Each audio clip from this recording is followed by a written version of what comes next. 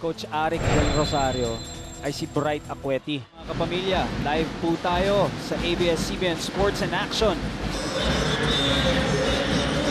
Napakagandang shooting nila, no? First quarter pa lang, ito na nga si Acueti. Nag-aggressive siya as early as this quarter, no? First quarter pa lang. Kalisaan. Fabian with the ball.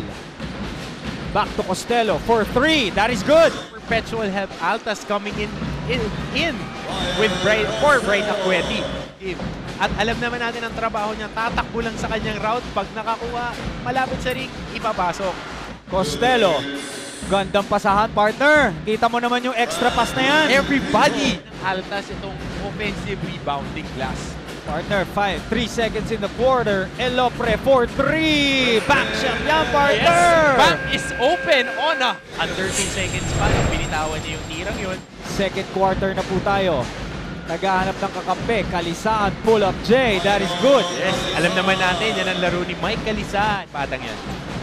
Our score now is 18 for the Stags and Altas 21. And that is a 3-parter. Din itong mga guards ng San Sebastian Golden Stags. At yung pattern ng uniform ng Perpetual, parang pattern niya na. Nakita mo naman, partner. In the middle.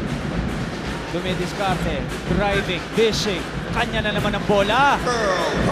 Talagang tinatrabaho rin na ni Scottie Thompson at kanina pa inaatake ng Perpetual Help yung offensive rebounding. Tingnan natin kung anong diskarte ang gagawin ni Coach Rodney Santos. Pointer. Si Tamayo, partner, ito, may kumpiyansa rin si Coach Arik Del Rosario dito. Check that. Kitang-kita naman natin. First quarter, ganyan na ang ginagawa nito si Ginto, partner. Oo, kasi kung titignan natin, with the measurements, yan ang pinakamalapit na area.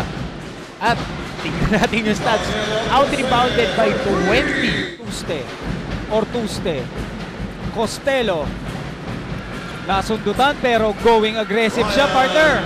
Against the threes. Again, from the free throw line. Ngayon, he is starting to hum.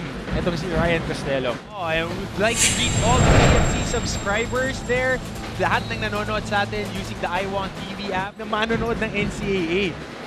Lamang po ang Altas 70-61. Napakagandang pasa niyan. Ni Bright Acueti para kay Dagangon. Kanina pa tumatama itong mga jump shots nito ni Cap Dagangon. Taas yung lipad niya na yun. Kanila na naman ang rebound. 6'7", athletic, could jump out of the building. Nice inside pass. Dagangon to Oliveria.